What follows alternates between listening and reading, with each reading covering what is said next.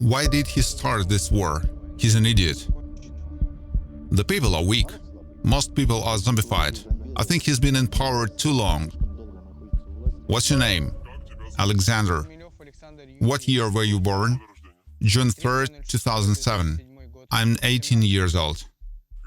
Where were you born? Kemerovo region, city of Novokuznetsk. My name is Radik. I was born April 10th, 1978. Where are you from? Tatarstan, Aktamış district, Aktamış village. What's your military rank? Soldier. Senior soldier. Your military unit? 1st Sand Brigade. 1472 Motorized Rifle Regiment. How did you end up in the army? The police forced me to sign a contract with the army. How so? I stole copper to get money. About a year had passed since then. They investigated the case and arrested me.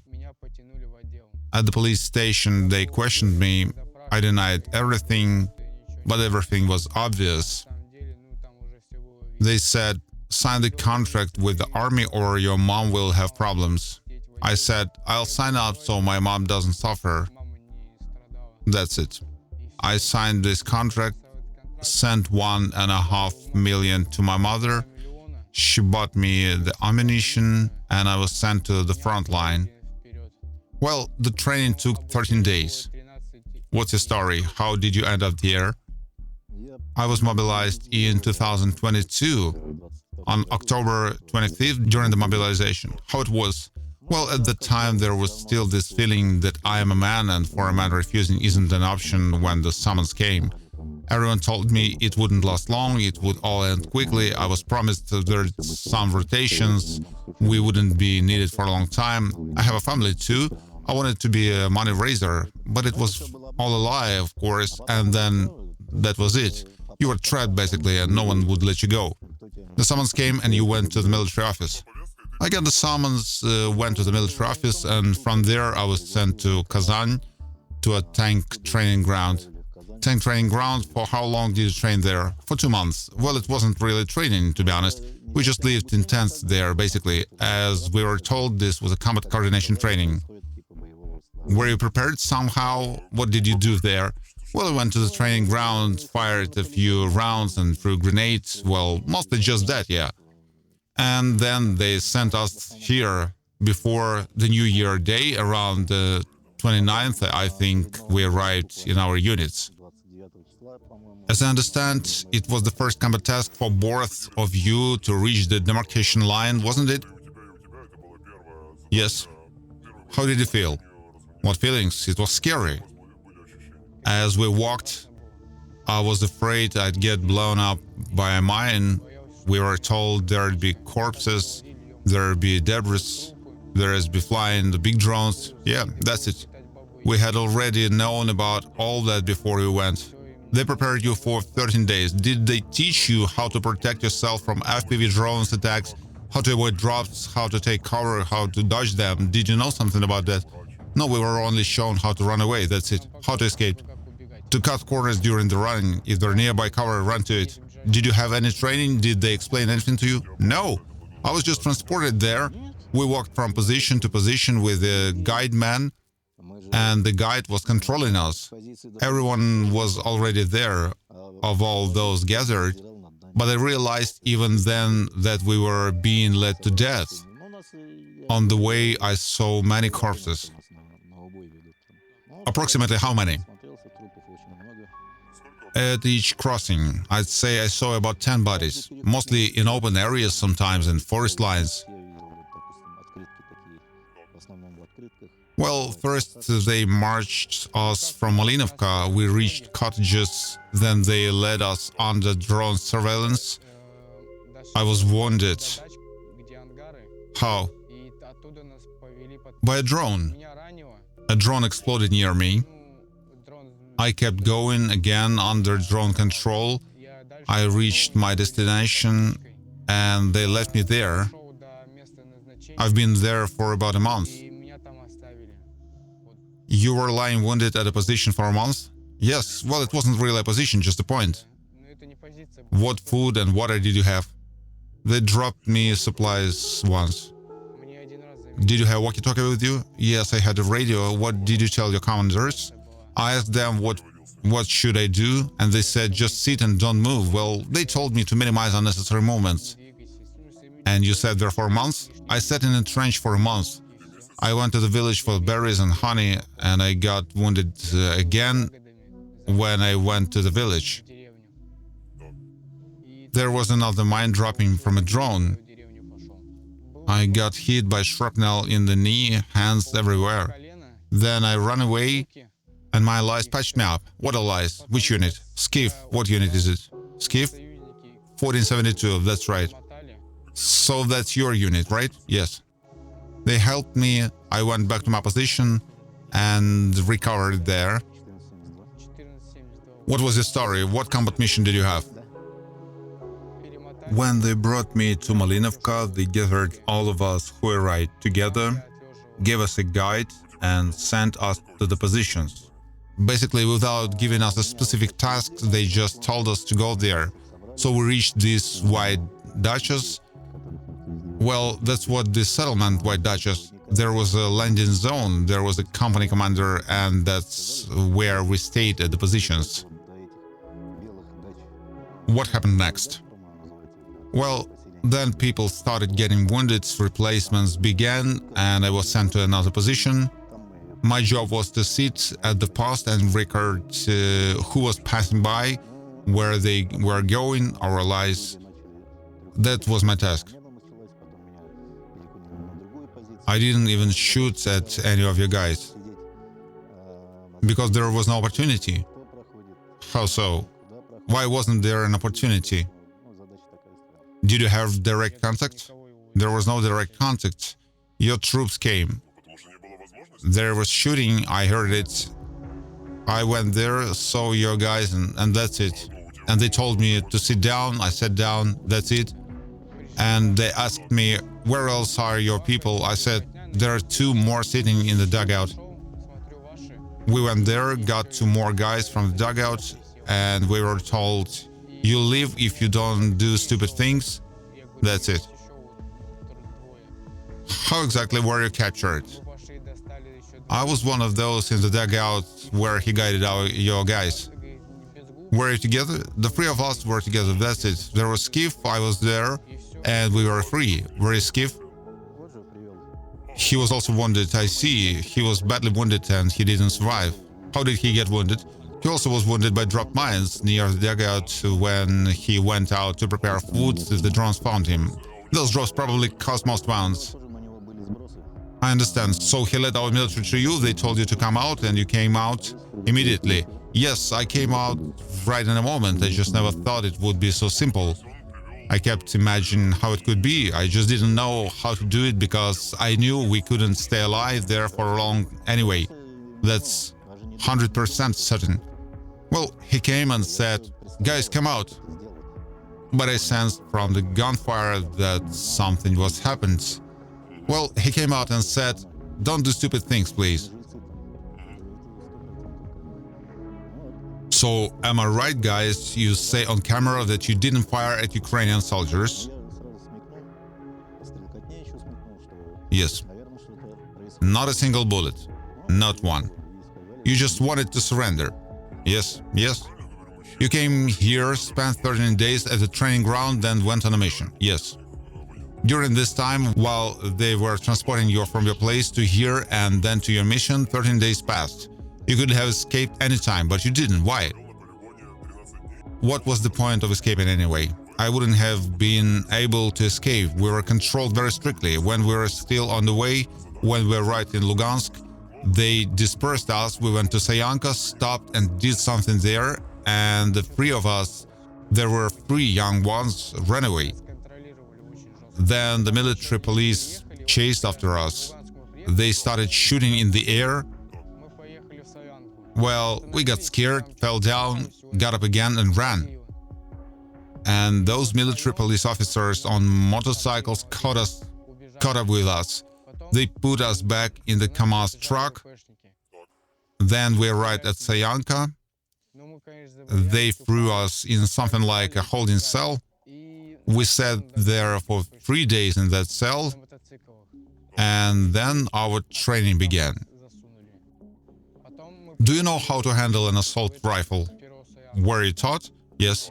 To load and unload the rifle? Yes. Did you fire actual rounds? Yes. Well, why didn't you fire the guy who was instructing you?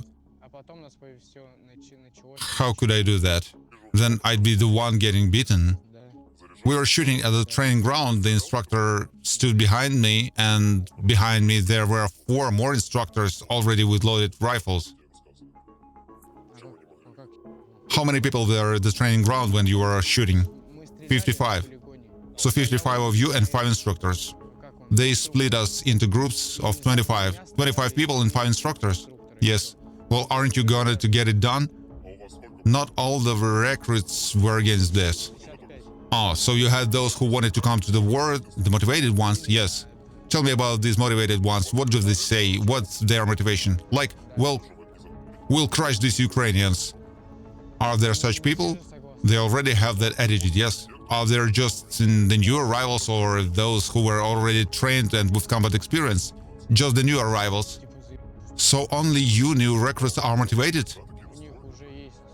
Yes. What can you say about the mood in the units during the time in the war? Have you seen really charged up and war-motivated soldiers? Everyone was fired up back in Kazan when we gathered, and we're all were so-called combat ready. But when we arrived here, all those moods disappeared. How did the moods change? The moods have changed when they see what war really is like. Most who came here had no idea what war was like. They'd only seen it in movies. But you said that you were just standing at the checkpoint. We were at the checkpoint, but still we were driving. There was some shelling, some drones flying nearby, close by. People started to realize where they would end up. Morale began to drop down, yes, quite sharply among everyone. You've been in the combat zone since 2022, yes? How the war changed for you during this time? I understood what kind of war this was just from the beginning. I already had my own opinion, my own decision, so to speak. At first I worried about what consequences this might have.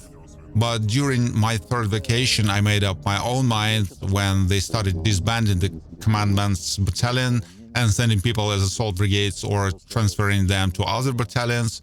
I thought, why do I need this trash? After all, I have a family. What was your military position? My position by documents was a driver, but not in practice, because there were no vehicles. The whole time? The whole time, my official position are being driver, but I was just a regular foot soldier, so to speak, since there were no vehicles. Since 2022, you could refuse to participate a million times. Why did you do that? We were told we wouldn't be involved in combat operations at all from the beginning. Then it started where people began to get wounded to die. That's when I decided to take things more seriously. There were guys who didn't return from their first vacation or their second.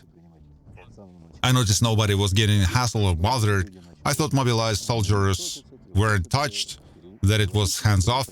Eventually, when I came back home, I got a job driving a truck. I thought everything would be fine, that things would stay calm. Then it happened, then traffic police stopped me. This was in Nabережные Челны.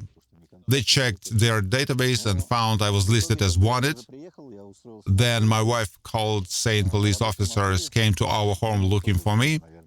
After that, I got an unofficial job at an auto service. I worked there without documentation. Yeah. How did they get you back? Well, it was probably my own stupidity that I decided to come home. Apparently, one of the neighbors reported me to the police. The police picked me up. What did they do with you after that? The police put me in their detention center. The next day, military police came and took me to Kazan. What did they tell you? They said everything would be fine, like, don't worry, you can refuse to fight, there'll be a trial, or like that. They took me to an investigator. I wrote my refusal to fight and that I was ready for trial, but they ignored that. Everything I wrote, they tore up and threw away.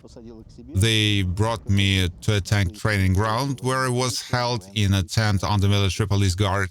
They took you to that same training ground, right? Yes, that's right, the same training ground, basically. We stayed there for about 5 days, then they gathered us again because they were actively collecting people. There were many people specifically who were wanted after escaping the military service. Then they took us to Samara. From Samara, they brought us to the Rostov region, then to Lugansk region, to a distribution center where buyers came from units 1472 military unit, and 9 of us were taken from there. You're saying that there are many people, right? Very many. Because there were several military police buses both in front and behind us, the control was strict, we could only get out to smoke 1 or 2 people at the time. They formed a ring around us but transported us like prisoners. They took away all our phones and passports, just like they took my phone. They have all our documents, I have not. Russia is not right in any way. I think so too, because it's wrong that we are fighting each other. Well, but what are you doing here? I was forced to, as I said. I didn't want my mother to be sitting in the police office. Look, you had a choice. Either your mom has some problems with the police or you go to kill the Ukrainians. In my opinion, this exchange is a bit unfair, isn't it? Of course, that's wrong. What nationalities were in your units? There were mainly Tatars and Russians in my unit. Tatars and Russians? Well, yes. There were Tajiks too, but Tajiks from Tajikistan or Russian Tajiks? Well, they're registered in Tajiks, but live in our region, in Tatarstan. Most of the guys in our unit were from Tatarstan, so it was mainly Russians and Tatars.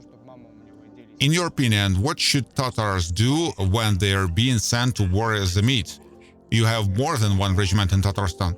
Tatars should have united to stand up for themselves long ago. I don't know, people nowadays lack courage. People have been intimidated, that's how it is. Most people are zombified, especially retirees. They've lost their minds. If Putin pays salaries on time, he's a good president, nothing else matters. Though they forget you need to survive until retirement too. People are weak. Weak people? I think people have lost their strength, lost some courage, lost standing up for themselves, so to speak. It's just personally uncomfortable for me. I'm living on gas and oil reserves. They are under my house, right? But I pay crazy money for it and need to pay for my family's better life. Why? Why can't my country live differently? I have many thoughts about this. I'm not very strong in politics. Though I lack education, I understand all this intuitively. I have my own views. Nevertheless, you're here in captivity now. In general, I think nothing can be changed in Russia anymore. Nothing can be changed anymore? In my opinion, it can be changed because you'd be alone in this aspiration, you'll be simply destroyed and that's it. People don't know how to unite. There is no leader who could bring everyone together. I'd rather just leave Russia. Where would you go? I'd stay in Ukraine even. You think you'll be accepted in Ukraine? I don't think it would be, since I came here with a gun. I understand this perfectly, but I don't know. How did people live in Russian regions during the war? Well, it varies. Sometimes you visit and are shocked. People in the 21st century are still heating with railway sleepers. Such black smoke is coming out. You pass abandoned villages, abandoned houses. Just like that. But there is no really beauty anymore. It's all gone. There are cities that are basically destroyed now, you could say. You know, your country is the richest for gas, oil, diamonds, etc. And you drive by and see such devastation there. Yes, I've seen it all clearly. What do you think of Russian President Vladimir Putin, who started this war? He's an idiot. What? He's crazy. Why? Why did he start this war? What do you think? To seize land? Doesn't he have enough of his own? I don't know either, you tell me. He's an idiot, damn it. I don't think anything good of him, very poorly. I think he's been in power too long. I remember voting for him when he first ran for election.